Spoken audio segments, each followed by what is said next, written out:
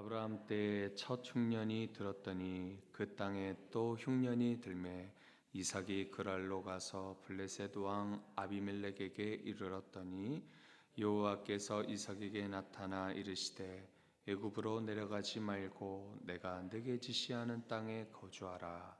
이 땅에 거류하면 내가 너와 함께 있어 내게 복을 주고 내가 이 모든 땅을 너와 내 자손에게 주리라.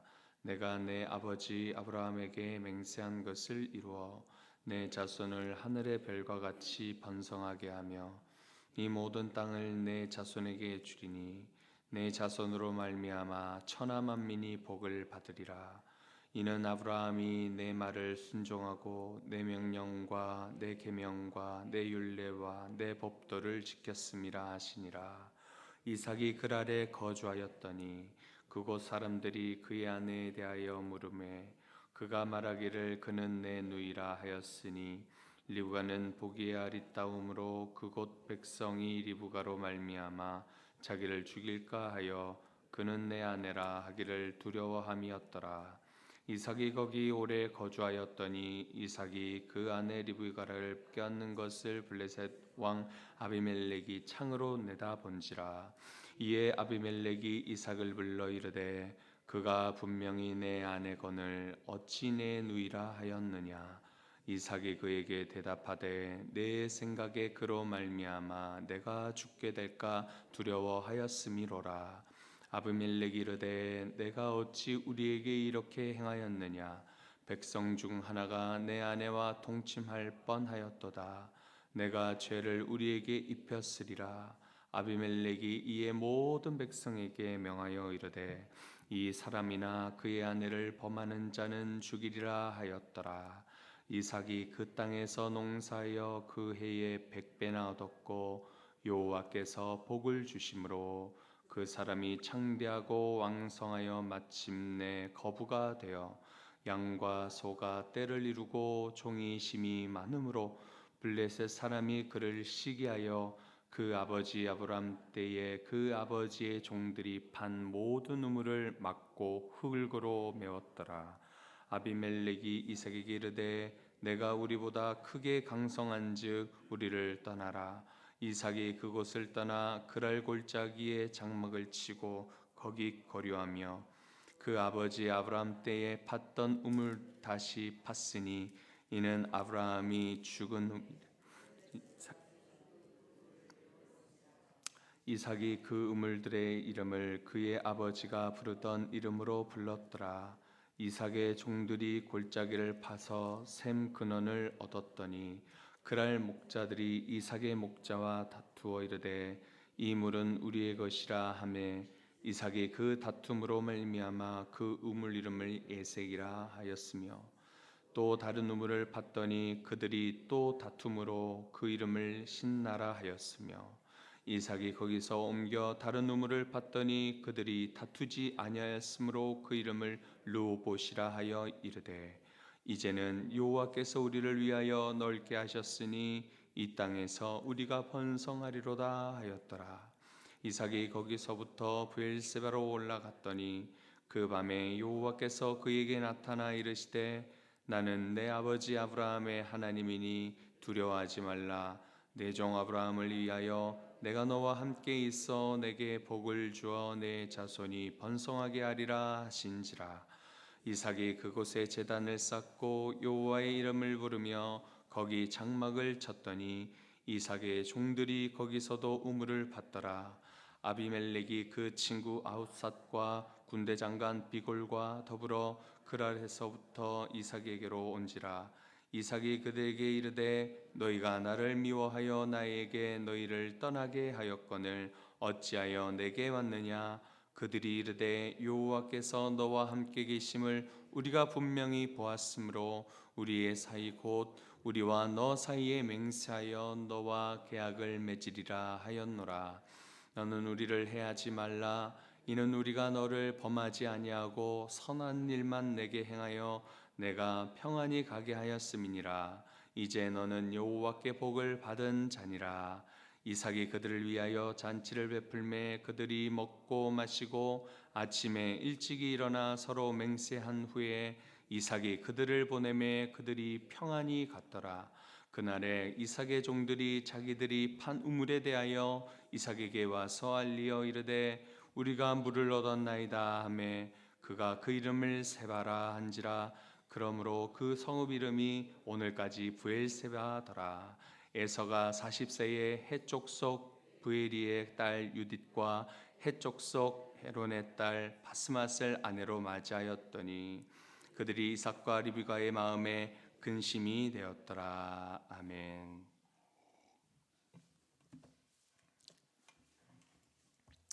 오늘 우리에게 주시는 이 창세기 26장 말씀, 이 말씀은 아브라함의 하나님, 그리고 다음에 이삭의 하나님, 이 이삭의 하나님에 대해서 함께 깊이 묵상할 수 있는 그런 본문 말씀입니다.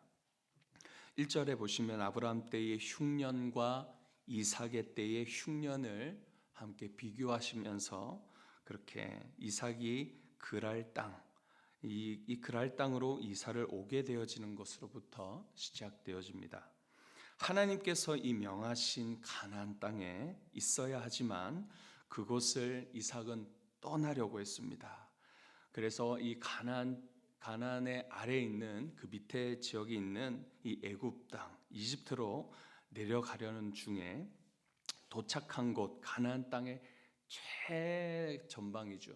가나안 땅의 최고 경계선에 있는 그랄에 이곳에 머무르게 됩니다. 가나안 땅에 이 흉년이 들었다 하여도 그곳은 어떤 곳입니까? 바로 하나님께서 가라고 명하신 땅, 그리고 하나님께서 약속하신 그런 가나안 땅입니다. 그렇기 때문에 반드시 이곳에서 아브라함의 자손 대대로 그곳에 살아야 할 땅이기 때문에 이삭은 이 땅에서 벗어나면 안 되는 것이었습니다. 그럼에도 이삭은 애굽으로 내려가려고 했었습니다.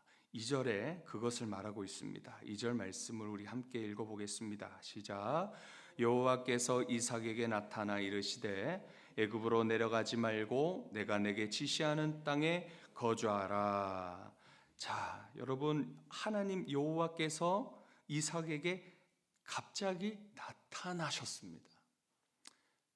좀 급하셨나 봅니다. 나타나셔서 이 가나안 경계에 이른 이 이삭에게 나타나셨습니다. 그래서 애굽으로 내려가지 말고 내가 너에게 명한 지시한 이 땅에 계속 거주해라 라고 그렇게 명하신 겁니다.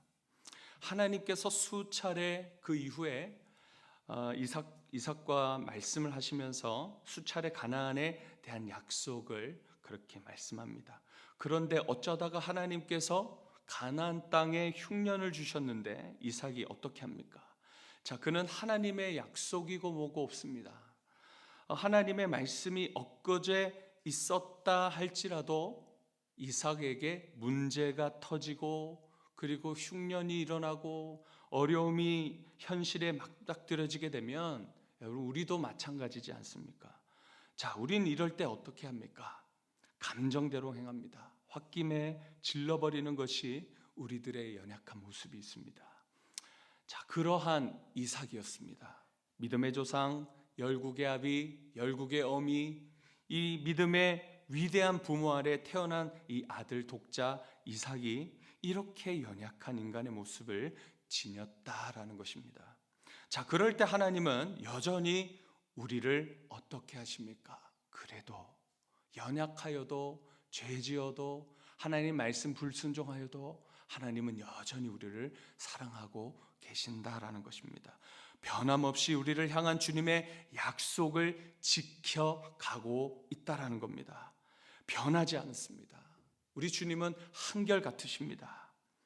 이렇게 2절에서 5절까지 아브라함의 그 약속을 동일하게 이어가시는 이삭을 향한 하나님의 이 약속의 말씀이 여기 담겨져 있습니다.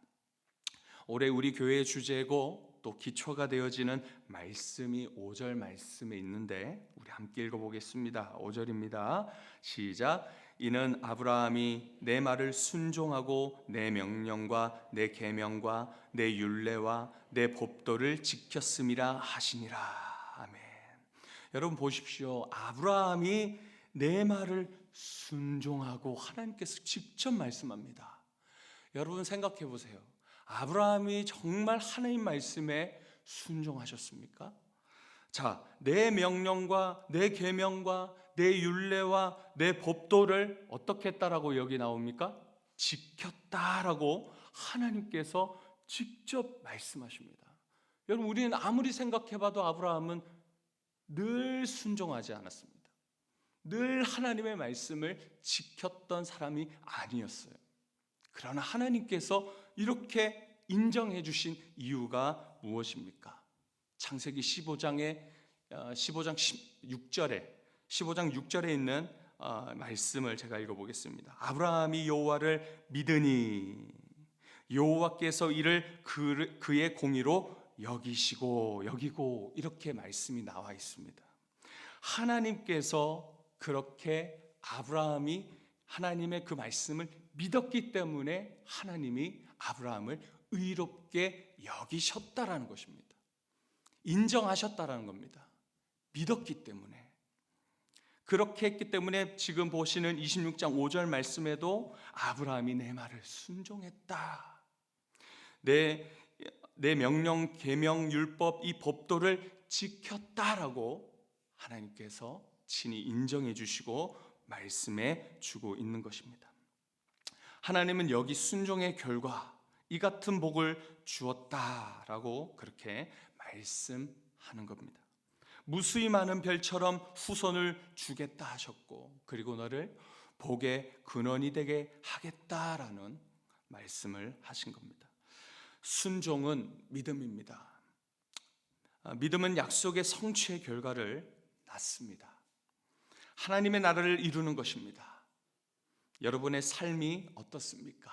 혹이나 지옥과 같습니까? 하나님의 말씀을 바라보십시오.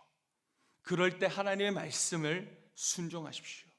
그러면 여러분의 삶에 하나님의 약속의 성취가 이루어질 것입니다.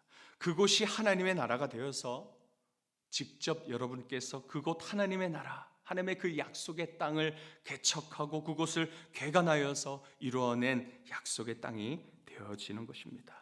순종이 바로 복의 첫걸음인 겁니다. 자, 이제 넘어가서 6절에서 11절까지의 말씀은 이삭과 리브가와 아비멜렉의 관계에 대한 내용이 나옵니다.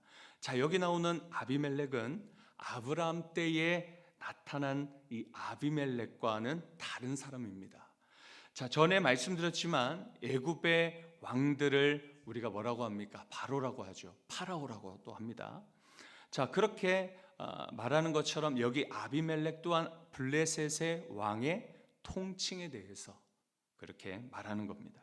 정말 신기하게도 이삭의 아버지 아브라함도 똑같은 이 잘못을 이 아들 이삭도 똑같이 그렇게 저지르고 맙니다. 자기 아내 리브가를 뭐라고 속입니까? 누이라고 속이면서 자신이 이 블레셋 사람들에게 이 아름다운 아내를 빼앗으려고 자신을 죽일까 봐 염려하여서 그런 거짓말을 하게 되는 것이죠.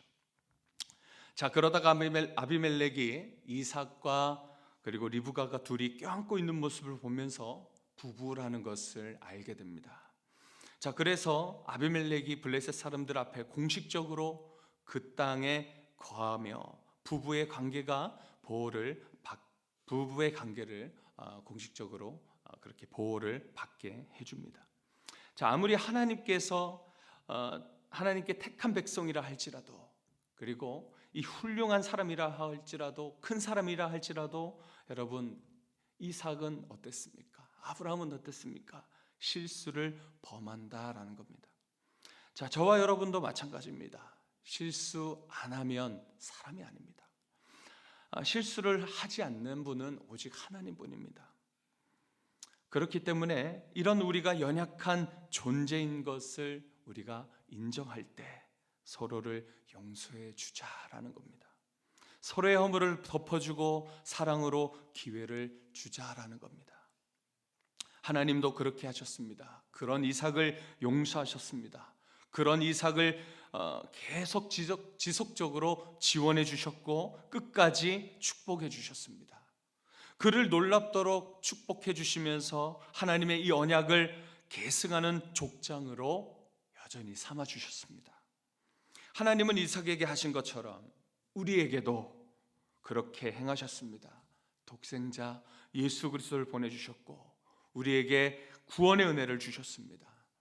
믿음의 계승자들이 되어져서 하나님의 나라를 소망하는 의인이 되게 하셨습니다. 할렐루야. 그렇게 살아가시는 우리 귀한 성도님들 모두가 되시길 소망합니다. 12절과 13절은 이삭이 심는 곡식들마다 어떻게 되어집니까? 굉장한 양의 곡식을 거두는 것을 우리가 봅니다.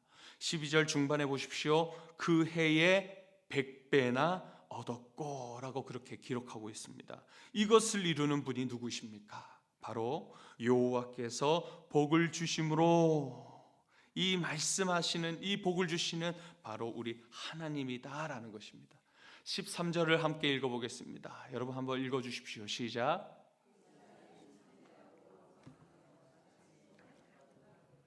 자, 이것이 하나님이 이삭의 하나님이시기 때문에 함께 하시는 그 축복의 증거가 바로 여기 12절과 13절에 나타나 있는 것입니다.